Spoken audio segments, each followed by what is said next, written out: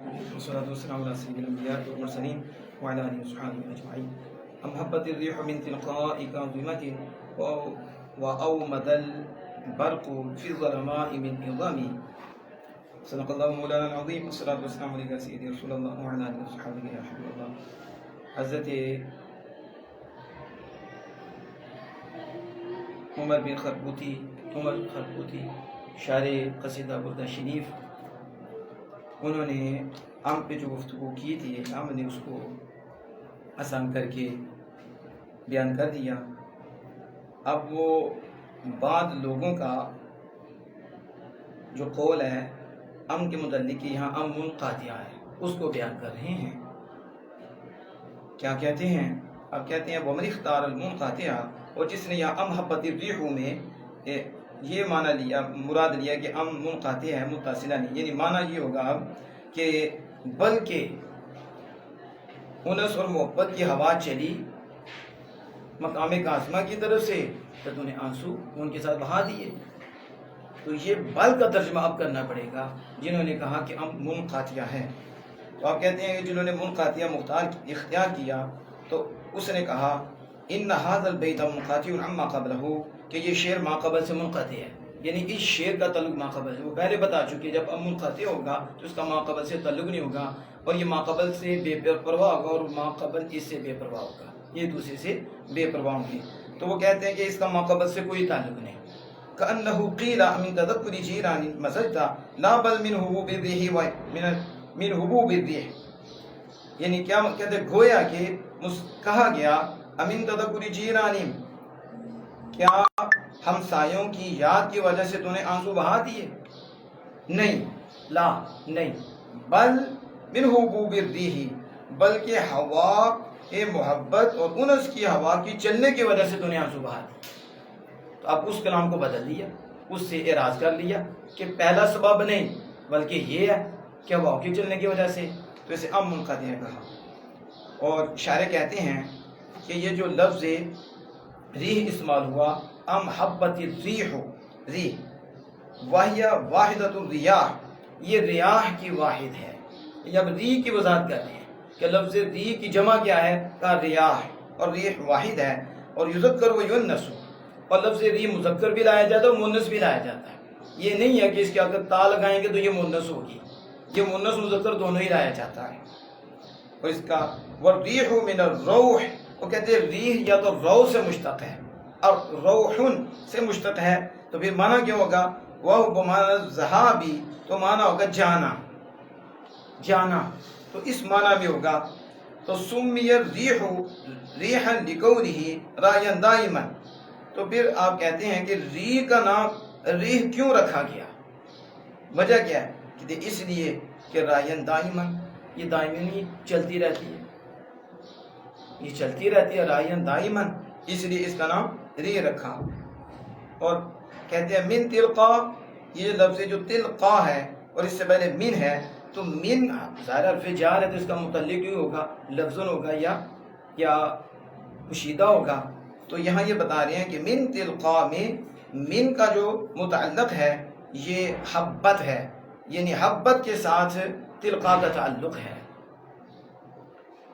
اور تلقا کا معنی کیا ہے؟ کہتے ہیں تلقا بمعنی الجانب والجہت، تلقا کا معنی جانب اور جہت ہے، جیسا کہ فی قول تعالی، اللہ تعالیٰ کے فرمان میں ہے تلقا مدین، مدین کی جانب سے. تو یہ دلیل دے دی کہ تلقا کا معنی جانب ہے اور اس کی دلیل قرآن سے ہے، تلقا مدین. وہ کاظمۃ، جو اس میں لفظ کاظمہ استعمال ہوا، اس کا یہ کیا ہے؟ کہتے ہیں کاظمۃ اسم من اسماء المدینہ، یہ کاظمہ مدینہ کے ناموں میں سے ایک نام ہے. اور نورہ اللہ تعالی الی یوم القیامہ، اللہ پاک اس کو قیامت کے دن منور کر دے گا اور قیامت کے دن اس کو روشن فرما دے گا. تو یہ مدینہ کے ناموں میں سے ایک نام ہے. اور وہی اسم فاعل من الکاظم، کہتے ہیں یہ کاظم سے اسم فاعل ہے. یعنی کیا معنی؟ وہ تسکین الغضب، یعنی غضب کو ٹھنڈا کرنے والا، غضب کو ٹھنڈا کرنا، غضب کو پی جانا، غصے کو پی جانا. کما فی قول تعالیٰ، اس کی دلیل دیتے ہیں جیسے کہ اللہ تعالیٰ کے فرمان میں والکاظمین الغیظ، اور وہ غصے کو پی جاتے ہیں. آگے کہتے ہیں تو پھر فاسناد القاصمۃ الی المدینہ، شہر کی طرف مدینہ کی طرف قاصمہ کی نسبت کرنا، کیا وہ یہ جو مدینہ ہے مدینہ غصہ پی جاتا ہے؟ یہ روح ہے، یہ جاندار ہے جو غصہ پیتا ہے، غصہ آتا ہے اس کو اور پھر اس کا غصہ بھی ٹھنڈا ہو جاتا ہے۔ تو دیکھو نسبت تو کی ہے غصے کی مدینہ کی طرف، قاصمہ کی، تو کہتے ہیں یہ جو اسناد ہے قاصمہ کی مدینہ کی طرف، یہ اسناد مجازی ہے، یہ حقیقت نہیں ہے۔ اب یہ کس کس کو سمجھائیں؟ اللہ بمدہ تنبت، اب زمین اگاتی ہے تو کیا زمین اگاتی ہے کہ اللہ اگاتا؟ لیکن یہ مجازی ہے، سبب کی طرف نسبت کی ہے، حقیقت میں فاعل تو اللہ ہے۔ تو یہ اسناد مجازی ہوتا ہے کہ حقیقی فاعل کی طرف نسبت نہیں کی جاتی، اس کے سبب کی طرف نسبت کر دی جاتی ہے۔ اور یہاں بھی ایسا ہی ہوا کہ حقیقی فاعل کی طرف نسبت نہیں ہے بلکہ اس کے ایک سبب کی طرف نسبت کی اور سبب کو فاعل بنا دیتی ہے، سبب فاعل بن جاتا ہے۔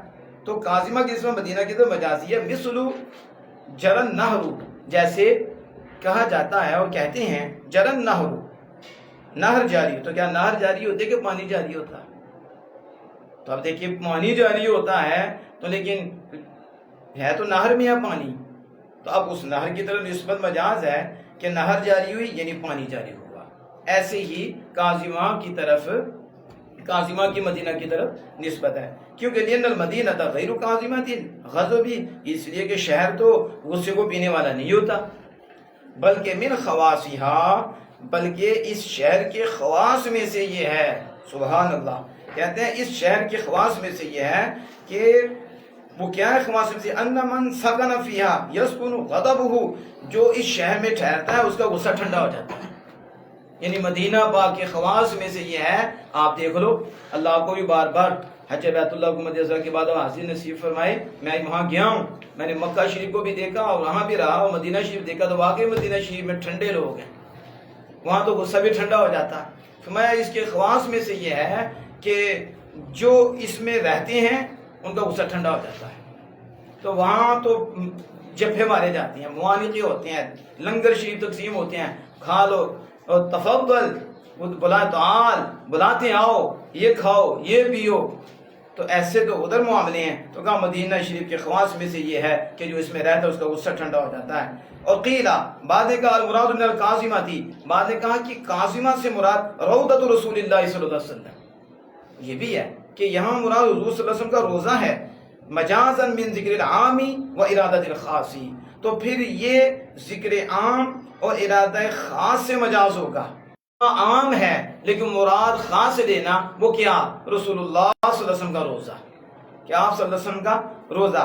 ثم المراد من حبوب الریح من جانب المدینہ، پھر ہواؤں کے چلنے سے مدینہ کی جانب سے، شہر کی جانب سے مراد یہ ہوگا، اما حقیقتاً، یا تو حقیقتاً مراد ہوگا، کیوں، لأنه اذا جاء الريح من جانب المحبوب تو يحرق حزن العاشق ويورث له البكاء، کہتے ہیں یہ جو کہا کہ ہوا، انس کی ہوا اور محبت کی ہوا چلی تو آنسو نکل پڑے مدینہ کی جانب سے، وہ قاصمہ کی جانب سے، مدینہ شہر کی جانب سے، یا تو حقیقتاً ہوا چلی، کیوں کہ جب ہوا محبوب کی جانب سے آتی ہے تو عاشق کا غم اور محب کا غم کو حرکت کرتا ہے، یا یحرک حزن العاشق، عاشق کے غم کو تحریک دیتا ہے، اس میں حرکت دیتا ہے، اور پھر رونا اس کے لیے پیدا ہو جاتا ہے، اور رونا اس کی وجہ سے پیدا ہوتا ہے، تو حقیقتاً مراد ہوگا ہوا کا چلنا، یا اما المراد منہ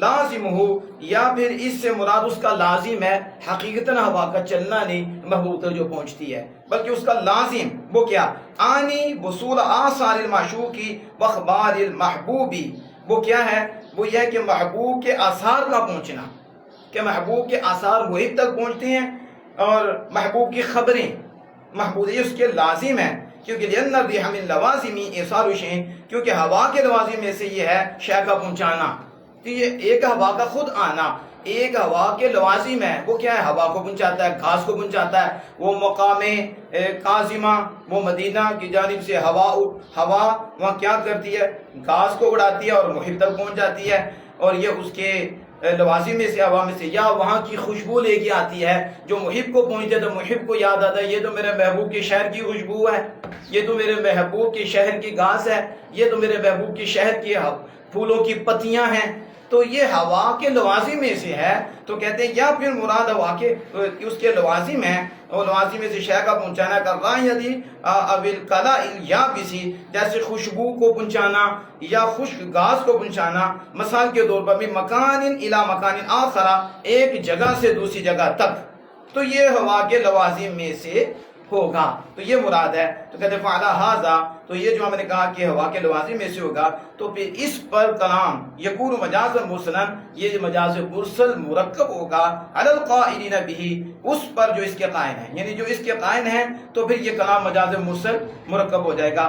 تو حاصل معنی کیا ہوگا؟ کہتے ہیں وَيَكُونُ حاصل المعنی ام وصلت الیک الاخبار والآثار من طرف القاسمتی، کہتے ہیں تو پھر حاصل معنی یہ ہوگا کہ یا خبریں محبوب کے شہر کی طرف سے اور آثار محبوب کے شہر کی طرف سے اسے پہنچے تو اس کی آنکھوں سے آنسو نکل پڑے ہیں۔